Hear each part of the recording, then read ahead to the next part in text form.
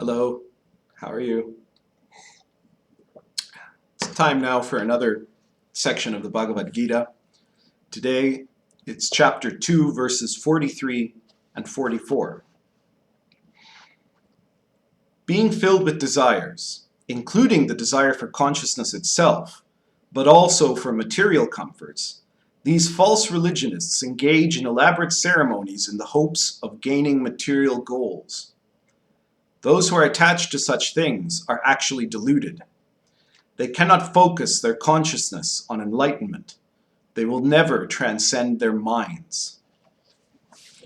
There's a lot of material in these two verses, but it's also, I think, necessary to look at the context of these verses. If you ask a lot of Hindus, they would probably tell you that Hinduism as a religion has existed exactly the way it is for thousands and thousands and thousands and thousands of years. That's not actually true.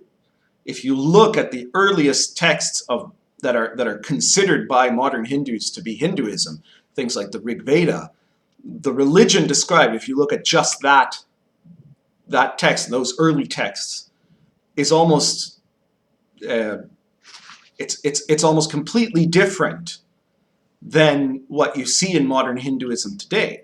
And there's a reason for that. It's because back then, what the Vedic religion was is not really what Hinduism is today. Hinduism went through at least 3 major periods leading to what is modern Hinduism.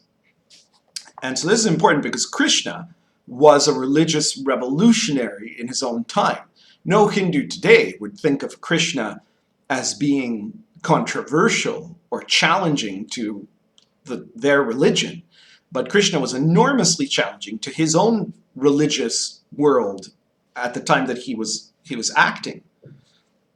And that's because the original religion was this Vedic religion, the religion of the Vedas, of the early texts, that focused largely on doing rituals, on priestly ceremonies that were meant to provide certain gains, to make rains, to crown kings, to assure victory in battle, things like that, right? And this was the product of religious material, already thousands of years old by Krishna's time, that came out of a tribal society, an almost just barely, out of prehistoric society. By the time of Krishna's life, which we can't actually place on a specific point in history, but we know, it would have been at least 3,000 years ago, I suppose. Krishna was living in a society that was much more advanced than the society that had originally come up with the rituals of the Vedas. And those rituals had evolved into a very stratified kind of set of religious rituals and religious exercises. And you had a lot of people that were engaging in these ceremonies to try to win favor from the gods. Even the other side in the war, the Mahabharata, were doing this, right? And they were doing it assuming that this was spirituality. But Krishna is saying, actually, this is not spirituality. And he wasn't necessarily the first one, because there were already things that had evolved from the time of the Vedas until his own time. He talks about things like the gunas, which will be mentioned in the next Gita video. And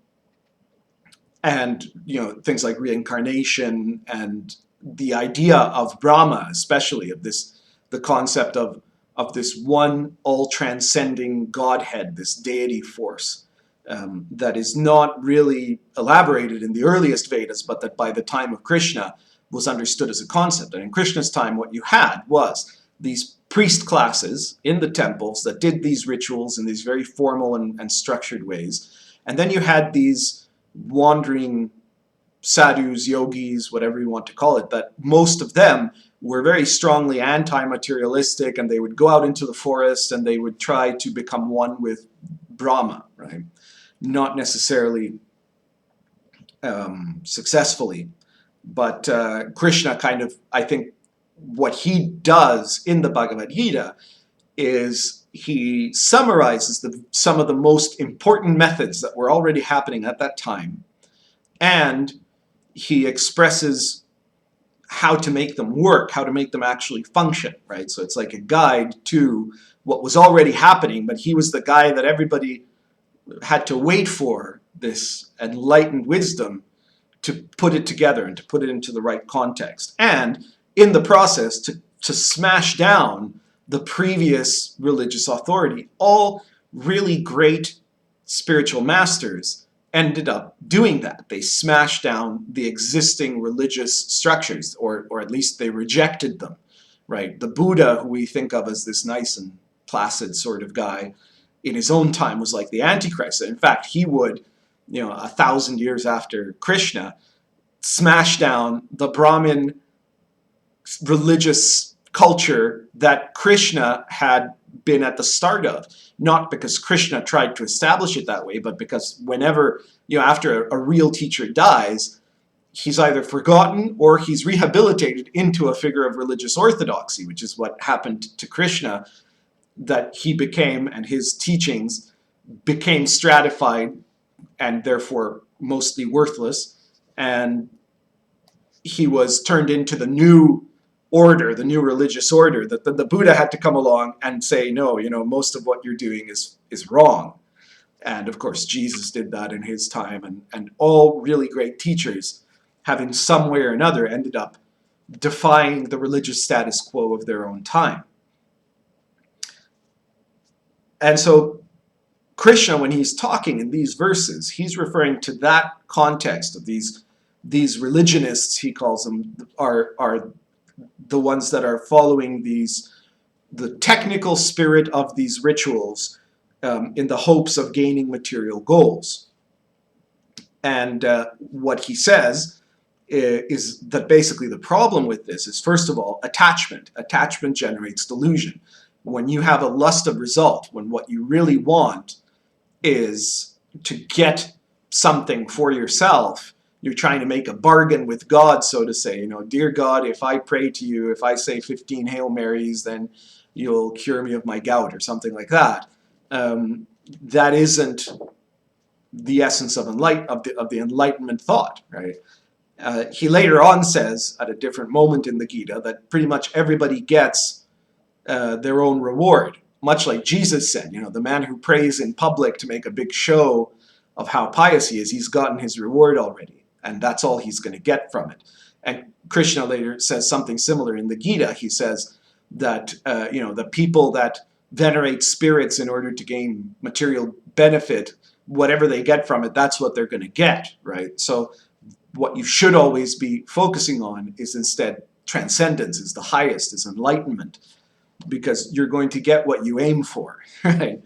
And you can't focus your consciousness on enlightenment. You can't transcend your mind if all you're focused on is this intellectual process of religious practice or religious study, right?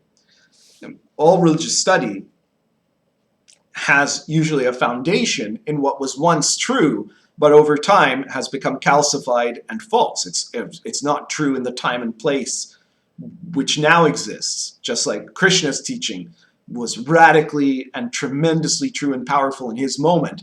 But unless it is rediscovered and renewed in this moment, modern Hinduism has taken the figure of Krishna, made him into a god, right, and created a whole bunch of religious rituals, rules, and dogmas that have nothing to do with what he actually said.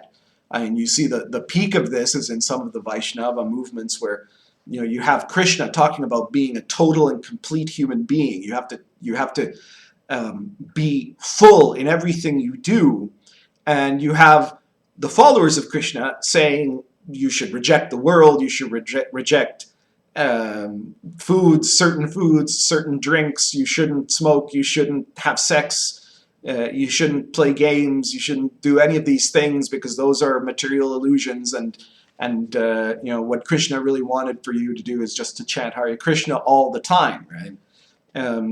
And this is the whitened sepulcher, right? Jesus condemned the Pharisees in his time, and the people that most represent him in the Orthodox sense today are the Pharisees of today. They have become the new Pharisees, and they just, put him in a little pedestal there, and now he's Jesus on the cross, right? This always happens.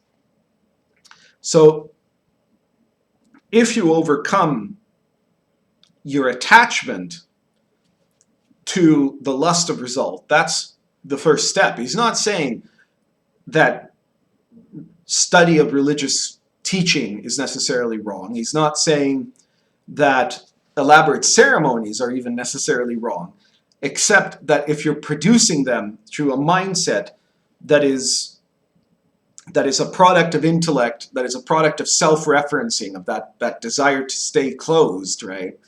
Then you're not going to get anywhere with it, right? Mainstream religions are very concerned with issues about morality, of conduct, with addressing the relationship of prayer, in many cases, as I said, like making a bargain with the divine. What's in it for me, right? What do I get from it, right? And this is turning the essence into something dead, right? A whitened sepulcher, as Jesus once said. Awareness is the antidote to this, right? You could, in theory, I'm not saying all Hindus are not on the path to enlightenment or all Christians are not on the path to enlightenment. You can actually be within the context of even a very calcified orthodoxy, and potentially, it's much harder, but potentially engage in awareness and discover enlightenment. That is, if you are yourself personally engaging with an experiential spiritual path. Usually, though, when you do, unless you live in a time and place where this is for some reason impossible for you, you're going to end up rebelling in certain ways. You're going to break out of the dominant paradigm of the calcified religious morality.